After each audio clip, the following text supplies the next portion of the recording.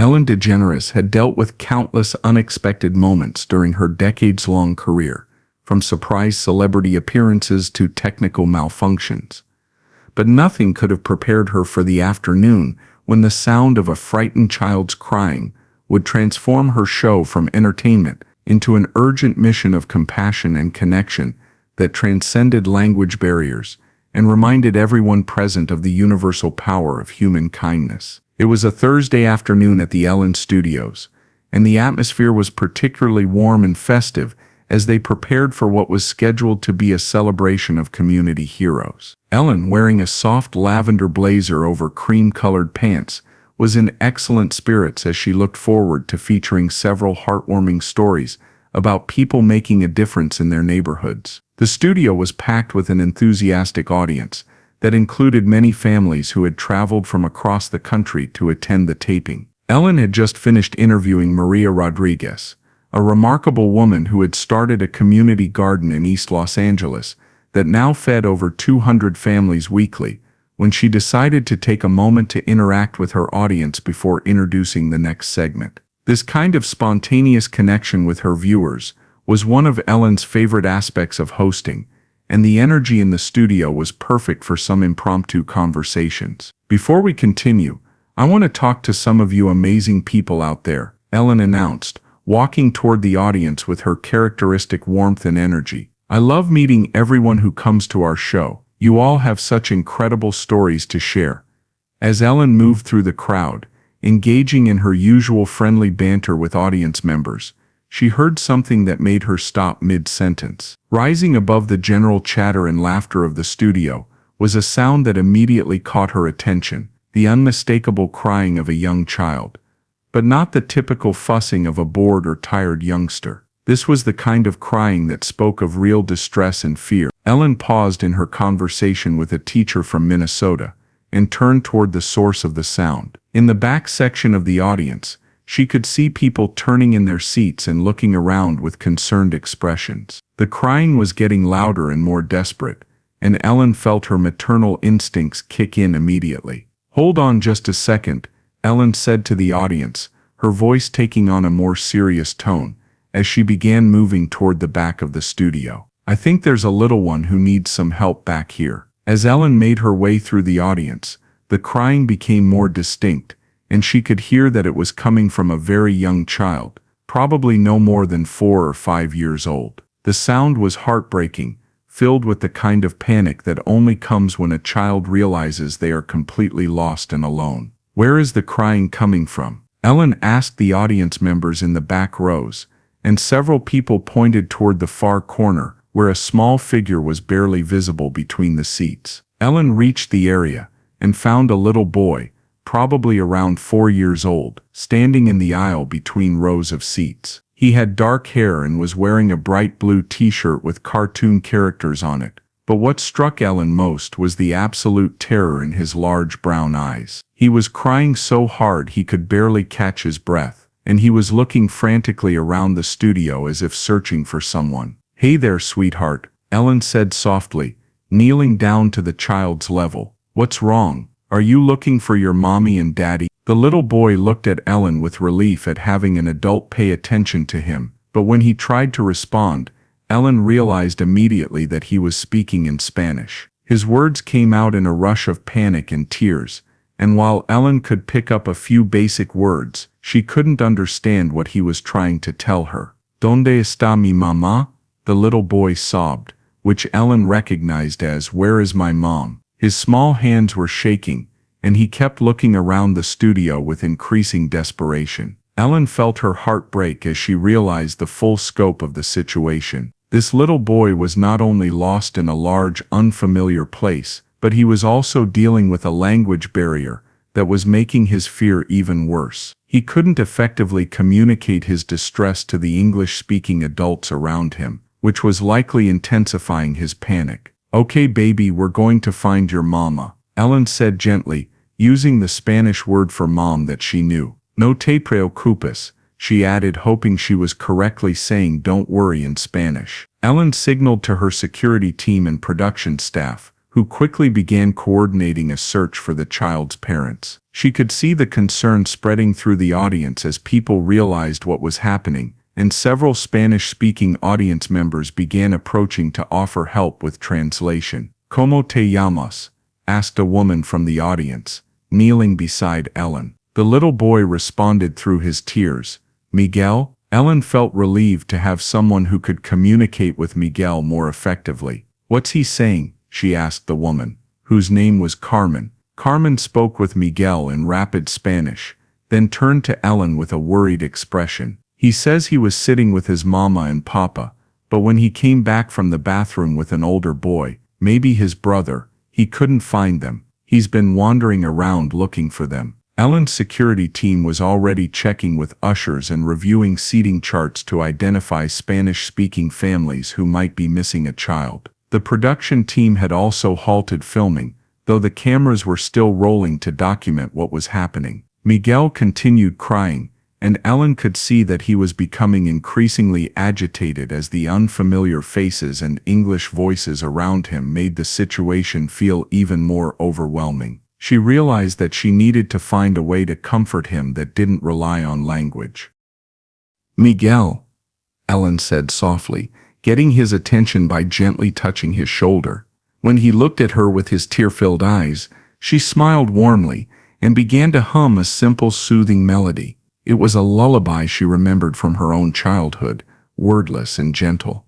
Miguel's crying began to quiet slightly as he listened to Ellen's humming. Encouraged by this response, Ellen began to sway gently from side to side, still humming the melody. She reached out her hand to Miguel, palm up, in a universal gesture of offering comfort. After a moment of hesitation, Miguel placed his small hand in Ellen's. Ellen noticed that his hand was trembling, and she gently squeezed it while continuing to hum. The simple physical connection seemed to provide Miguel with some measure of comfort, and his desperate sobbing began to subside into quieter sniffles. Ellen looked around and spotted the keyboard that was set up on the stage for musical guests. She had an idea that might help Miguel feel less scared while they continued searching for his parents. "Miguel, ¿te gusta la música?" Ellen asked, hoping she was correctly asking if he liked music. Miguel nodded through his tears, and Ellen felt encouraged. Ellen stood up and gently took Miguel's hand, leading him toward the stage. The audience watched with compassion and curiosity as Ellen walked with the little boy to the piano. She sat down on the bench and patted the space beside her, inviting Miguel to sit with her. Miguel climbed up onto the bench, still sniffling but clearly intrigued by the piano. Ellen began playing a simple, cheerful melody. Nothing complex, just a gentle tune that she thought might appeal to a young child. As she played, she began to sing wordlessly, using la-la-la sounds that Miguel could easily follow if he wanted to. The effect was almost immediate. Miguel's breathing began to normalize, and while he was still clearly upset about being separated from his parents, the music was providing a distraction from his panic. Ellen could see him listening intently to the melody, and after a few minutes, he began to hum along quietly. Encouraged by Miguel's response, Ellen began to play a more upbeat tune, something with a gentle rhythm that made her want to move. She began swaying on the piano bench, and Miguel began to copy her movement. Soon Ellen was playing while gently bouncing to the beat, and Miguel was doing the same, a small smile beginning to appear through his tears. "That's it, Miguel," Ellen said with genuine delight.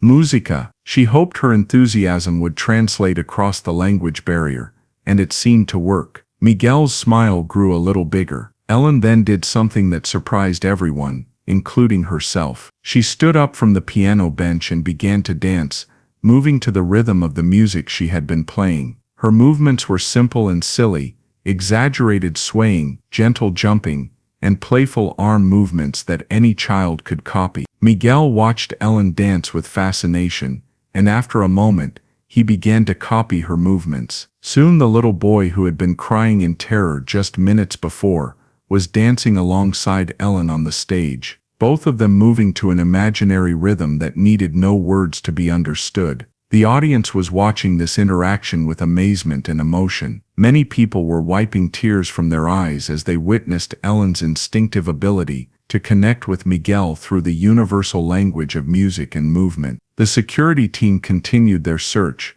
but everyone could see that Miguel was no longer in a state of panic. Ellen began to incorporate clapping into her dance, and Miguel immediately began clapping along. Then she added simple gestures, pointing to her eyes, her nose, her ears, and Miguel began copying these as well, giggling slightly as he followed Ellen's lead. Ojos, Ellen said, pointing to her eyes, trying to remember the Spanish word. Miguel's face lit up with recognition. Ojos, Miguel replied, pointing to his own eyes with obvious delight that Ellen was trying to speak his language. Ellen continued the game, pointing to different parts of her face and asking Miguel to teach her the Spanish words. Nariz, Miguel said when Ellen pointed to her nose. Boca, he said for mouth. Each time Ellen repeated the word, Miguel would clap and smile, clearly enjoying his role as teacher. This simple language exchange was having a remarkable effect on Miguel's emotional state. By becoming the teacher rather than the lost, frightened child, he was regaining some sense of control and confidence. Ellen could see his posture straightening and his tears completely stopping. Carmen, the audience member who had been translating, approached the stage. Ellen, I've been talking with security. They think they found Miguel's family. There's a couple in the front section who are frantically looking for their son. They have an older boy with them who matches Miguel's description of his brother. Ellen felt a wave of relief wash over her. Miguel, she said gently, I think we found your mama and papa. Carmen spoke to Miguel in Spanish, explaining that they might have found his parents. Miguel's eyes widened with hope and excitement, but Ellen could also see a touch of nervousness. He had just begun to feel safe with Ellen, and the prospect of leaving this newfound security was slightly scary, even if it meant reuniting with his family. Ellen knelt down beside Miguel and took his hands in hers. Miguel, you are such a brave boy, she said slowly and clearly. Muy valiente, she added, hoping she was saying very brave correctly. Miguel nodded with pride at being called brave. Before you go find your family, can you teach me one more thing? Ellen asked. Carmen translated, and Miguel nodded eagerly. How do you say friend in Spanish? Ellen asked. Amigo, Miguel replied with a big smile. Amigo, Ellen repeated, and Miguel clapped with delight. Miguel, you are my amigo. Ellen then did something that surprised everyone. She took off a small pin that she always wore on her blazer, a simple rainbow pin that had been given to her by a young fan years earlier. She carefully pinned it to Miguel's t-shirt. This is for you, amigo Miguel, Ellen said. So you remember that you have a friend here. Miguel looked down at the pin with wonder, touching it gently with his small fingers. He looked back up at Ellen and said something in Spanish that Carmen translated. He says you are his favorite teacher. Ellen felt tears forming in her eyes. Tell him he's my favorite student. At that moment, Ellen heard urgent voices calling Miguel, Miguel, from the front of the studio. A man and woman were making their way quickly through the audience, followed by an older boy who was about 10 years old. Miguel heard the voices and his face transformed with joy and relief. Mama, Papa, he called out, jumping up and down on the stage. Ellen picked Miguel up and carried him toward his approaching family, who were clearly frantic with worry and relief. When they reached each other, Miguel practically leaped from Ellen's arms into his mother's embrace, and the reunion was filled with rapid Spanish, tears of relief and tight hugs. Miguel's father approached Ellen with tears in his eyes. Through Carmen's translation, he expressed his profound gratitude for how Ellen had cared for Miguel. His mother, still holding Miguel tightly, was crying as she thanked Ellen repeatedly. Please tell them that Miguel is an amazing little boy, Ellen said to Carmen. He taught me Spanish, he danced with me, and he made my day so much better. As Carmen translated, Miguel's parents smiled through their tears, clearly moved by Ellen's kindness. Miguel himself was chattering excitedly to his family in Spanish, presumably telling them about his adventure with Ellen. Before the family returned to their seats, Miguel broke away from his parents and ran back to Ellen. He threw his arms around her legs in a tight hug, looking up at her with the kind of pure affection that only children can express. "Gracias, amiga Ellen," Miguel said clearly. Ellen knelt down one more time to hug Miguel properly. "Gracias, amigo Miguel. You taught me that some of the most important conversations happen without words." Ellen addressed the audience as Miguel's family settled back into their seats. "You know, folks, what just happened here reminded me of something really important. When Miguel was scared and couldn't find his family, none of us needed to speak the same language to understand that he needed help. Fear looks the same in any language, and love, kindness, and care, those are universal too." She looked over at Miguel, who was sitting safely between his parents but waving at Ellen with obvious affection. "Miguel taught me today that music and movement and laughter can connect us even when words can't. He reminded me that sometimes the most meaningful friendships can form in just a few minutes when we lead with our hearts instead of our heads." Ellen turned to the cameras. "We spend so much time focusing on the things that divide us, different languages, different cultures, different backgrounds. But today a 4-year-old boy reminded me that the things that connect us are so much stronger than the things that separate us." The episode aired with Miguel and his family's enthusiastic permission, and the response was immediate and overwhelming.